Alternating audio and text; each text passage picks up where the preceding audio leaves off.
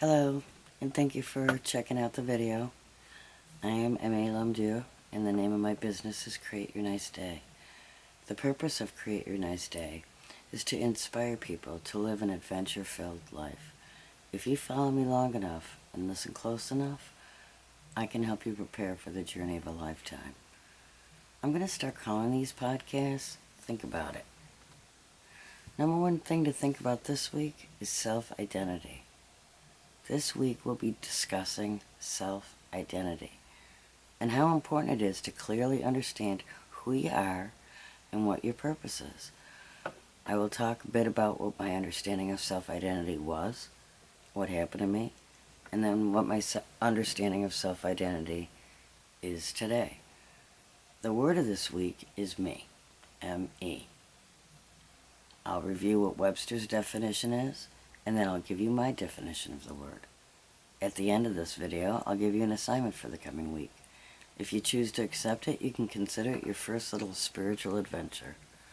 But first, this week, I'm going to be talking about self-identity. Self-identity is how we define ourselves. But self-identity is also how we define ourselves in relation to others. Self-identity starts with the obvious facts, and then, as relationships mature, our self-identity may include thoughts, feelings, desires. If I'm talking to you on the phone for the first time, I'll just give you the facts. I have brown hair, I'm 5'2", I weigh about 100 pounds.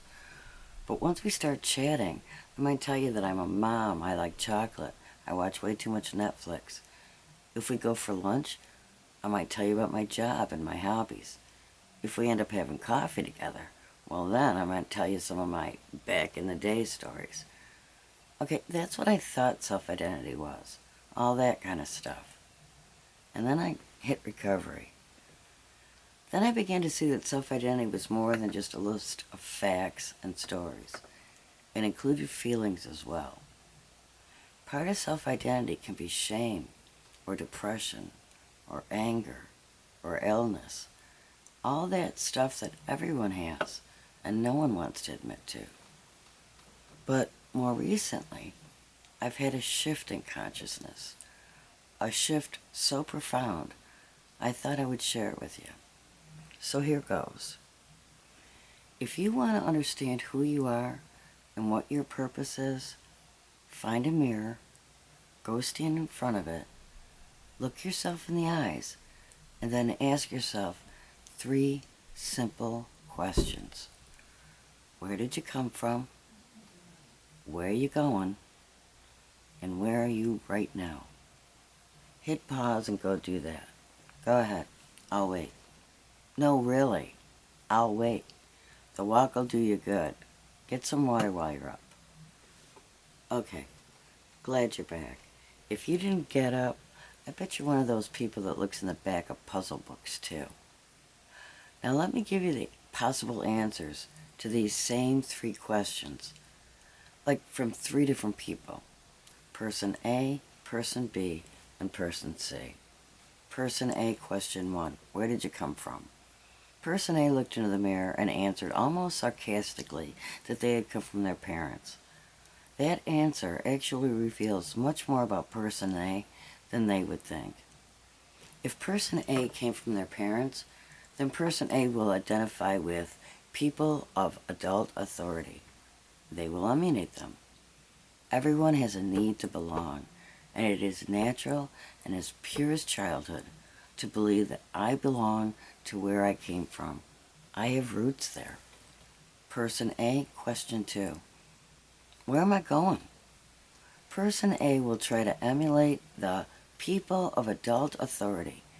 They will have goal-related, socially acceptable goals and status.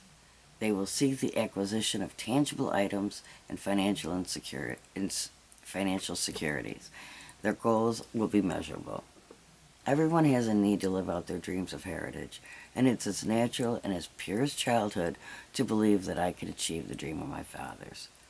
Person A, question 3, where are you now? Person A, dollars to donuts, is going to answer in the context of whatever ladder they're currently climbing. they'll be able to tell you just how many days or weeks or months they have left until graduation or their next promotion or their next big vacation. The key is they are en route. Okay, now let's look at person B. Person B, question 1, where did you come from? Person B looked in the mirror and he said, I'm from Rochester, I'm from Africa, my parents came from Ireland. Person B looked in the mirror and had a certain location. Everyone has a need to belong, and it's natural and as pure as childhood to believe, I belong to where I came from. I have roots there. So, person B, when it came to question 2, where am I going?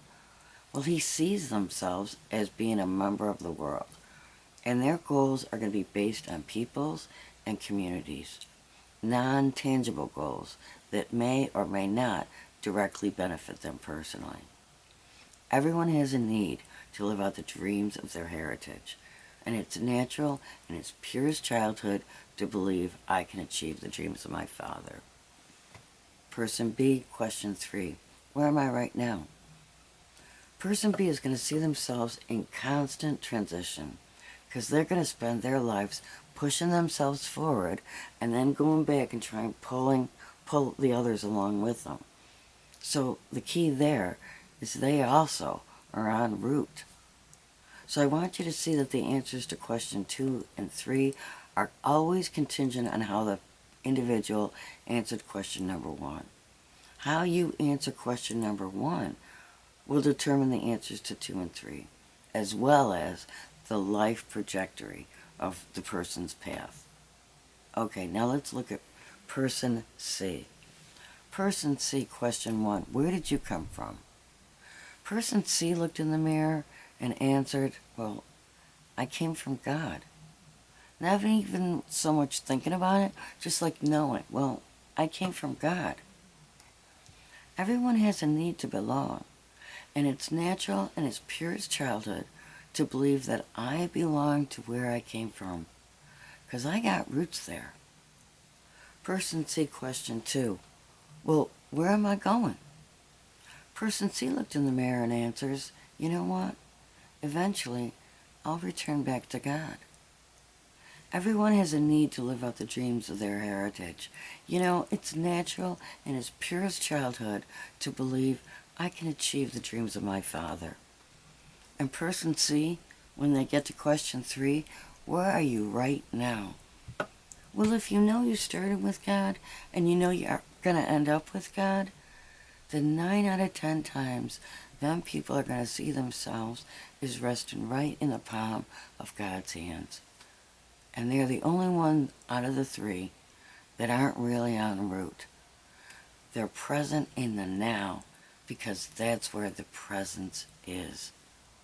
Where you see yourself coming from will determine where you end up. And if you can focus on being in that presence, in the present, then guess what? Instead of being en route, honey, you'll be on point. The word this week is the word me.